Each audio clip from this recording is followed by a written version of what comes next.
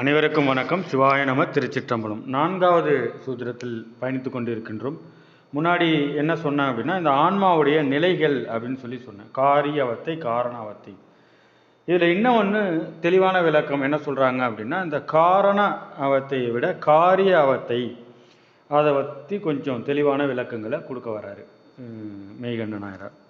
என்ன சொல்கிறாருன்னா, இந்த சாக்கிரம், சொப்பனம், சுளுத்தி, துரியம், துரியாதீதம் என்கின்ற 5 நிலைகளில் இருக்கக்கூடிய இந்த ஆன்மா நிலையில் சாக்கிரம் என்கின்ற விழிப்பு நிலையில் இருக்கும்போது நம்ம உடலில் 35 கருவிகள் வேலை செஞ்சுக்கிட்டு இருக்கோம் அப்படின்னு சொல்ல வர்றாரு.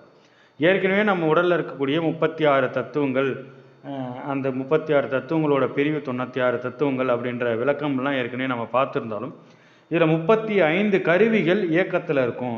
இந்த சொல்லக்கூடிய இந்த ஒரு விஷயத்தை தெளிவாக புரிஞ்சுக்கிட்டோம் அப்படின்னா, நாம் யோகம் பண்ணால் கிடைக்கக்கூடிய ரியாக்ஷன், சில பேர் தியானம் வாசி யோகம்லாம் பண்ணுவாங்க, அவங்களுக்கு ரியாக்ஷன், இந்த குண்டலினி சக்தியோட நிலை நமக்கு விழிப்படைஞ்சிருச்சா இல்லையா அப்படின்றத எப்படி தெரிஞ்சுக்கலாம் என்கின்ற முறையெல்லாமே இந்த ஒரு தலைப்பில் கொஞ்சம் ஓரளவுக்கு நமக்கு கொஞ்சம் பிடிபடுற அளவுக்கு சொல்லியிருப்பார். சாக்கிரம், சொப்பனம், சுளுத்தி, துரியம், துரியாதீதம். சாக்கிரம் என்கின்ற விழிப்பு நிலையில் 35 கருவிகள் வேலை செய்து கொண்டிருக்கிறது. 35 கருவிகள் என்னென்ன அப்படின்னா, ஞானேந்திரியங்கள், கண், மூக்கு, செவி, வாய். இந்த ஞானேந்திரியங்கள் 5, அதன் மூலமாக கிடைக்கக்கூடிய பலன்கள் 5, பார்க்கறது, கேட்கறது, பேசுறது, அந்த மாதிரி. அதே மாதிரி கர்மேந்திரியங்கள் 5, கை, கால், மூக்கு, அதன் மூலமாக நடக்கக்கூடிய பலன்கள், பார்க்கறது, நடக்கிறது, அந்த மாதிரி சொல்கிறாங்க இல்லையா, அந்த பலன்கள் 5. அந்தகரணங்கள் 4, வாயுக்கள் 10. வாயுக்கள் பிராணன், நம்ம எல்லாத்துக்குமே தெரியும், அது வாயுக்கள் பிராணனை மட்டும்தான் நினச்சிக்கிட்டு இருக்கோம். இருந்தாலும் 10 வாயுக்கள் நம்ம உடம்புல இருக்குது. பிராணன், அபானன், வியானன், உதானன், சமானன், கூர்மன், நாகதத்தன், ஜனதேனா அப்படின்னு சொல்லி ஒரு 10 வாயுக்கள் நம்ம உடம்புல இருக்குது. கடைசியாக புருட தத்துவம்னு நம்ம ஒன்று சொன்னோம் இல்லையா, நாதம்.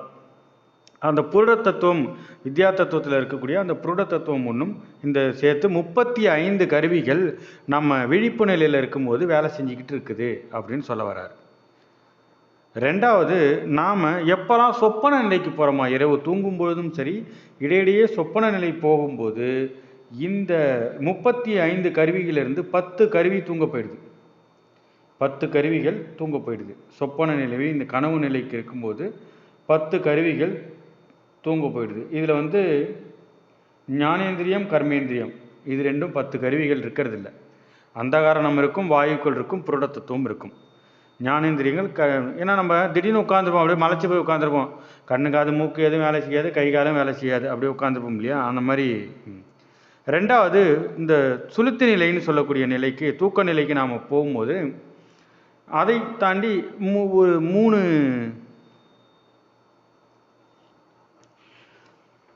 இந்த நிலைக்கு போகும்போது ஒரு 3 தத்துவங்கள் நம்ம ஆக்டிவாக இருக்குது. இந்த பிராணனும் புருடன்னு சொல்லக்கூடிய அந்த புருட தத்துவமும் சித்தம், இந்த அந்தகாரணங்கள்லேயே ஒன்று தான் தூக்க நிலையில் விழிப்பில் இருக்குது, ஸ்டோரேஜ். சித்தம்னு சொல்லக்கூடிய அந்த சித்தம் மட்டும்தான் விழிப்பு நிலையில் இருக்குது. அடுத்தது துரியம், டீப் ஸ்லீப். இந்த 1 மணிலேருந்து 2 மணி வரைக்கும் இருக்கக்கூடிய, 4 மணி வரைக்கும் இருக்கக்கூடிய தன்னை மறந்த நிலை, டீப் ஸ்லீப். இந்த நேரத்தில் எது வேலை செய்யுது அப்படின்னா, இந்த சித்தமும் தூங்க போயிடுது. சித்தத்தோட வேலை என்னன்னா, இந்த மனம் ஒன்றை பற்றவில்லை, புத்தி ஒன்று செய்யலை அப்படின்னா கொஞ்சம் நேரம் வரைக்கும் வெயிட் பண்ணி பார்த்துட்டு அது வேலையை கம்முன்னு செஞ்சிடும், கம்முன்னு தூங்க போயிடும். இது இரண்டும் நம்ம தூக்க நிலைக்கு வரும்போதே பிரிந்து விடுவதனால் அடுத்த நிலையில் இருக்கும்போது, சுழுத்தி நிலை ஆரம்பிக்கும் போது, தூக்க நிலை டீப்பில் ஆரம்பிக்கும் பொழுது இந்த சித்தமும் ஓடிடுது. கடைசியாக இருக்கக்கூடிய துரியாதீத நிலை, மூச்சற்ற நிலை, மரணநிலை, இது சித்தர்கள் சொல்லுவாங்க இல்லையா, இந்த நிஷ்டை, கந்தசஷ்டி நிஷ்டையும் கைகூடி நிமலனர்னு சொல்லுவாங்க. அந்த நிஷ்டை கைகூடுற நிலை தான். இப்போ இந்த நிலை நமக்கு அனுதினமும் நடந்து கொண்டு இருக்கின்றது.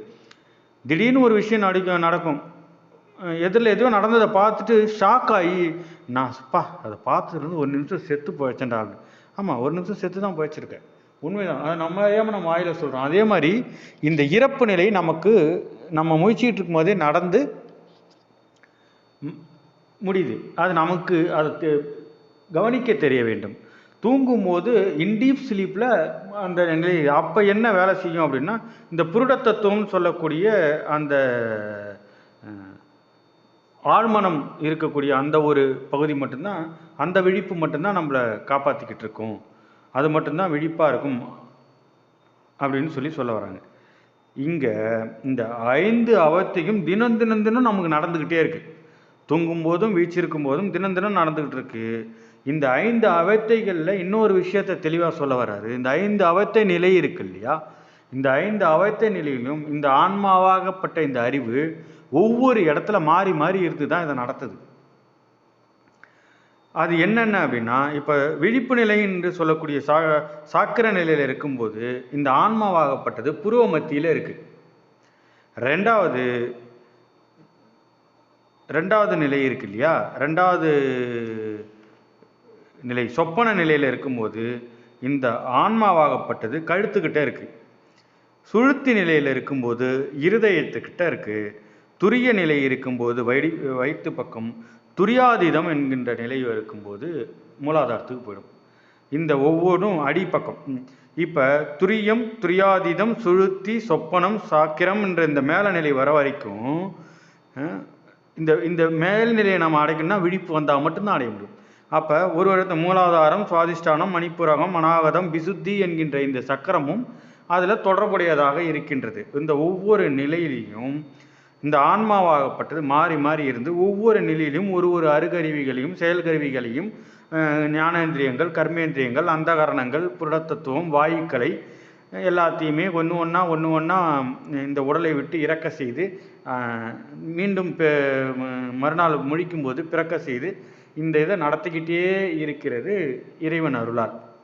இதுதான் இந்த ஆன்மாவுடைய நிலைகள் மற்றும் இதன் அவத்த நிலைகளும் இதன் தன்மை நிலைகளும் அப்படின்னு சொல்கிறார்.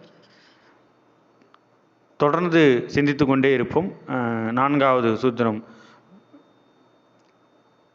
என்னென்ன சொல்லுது அப்படின்றதை பார்த்து விளக்கத்தோடு தெரிந்து கொள்வோம். நன்றி. சிவாய நம.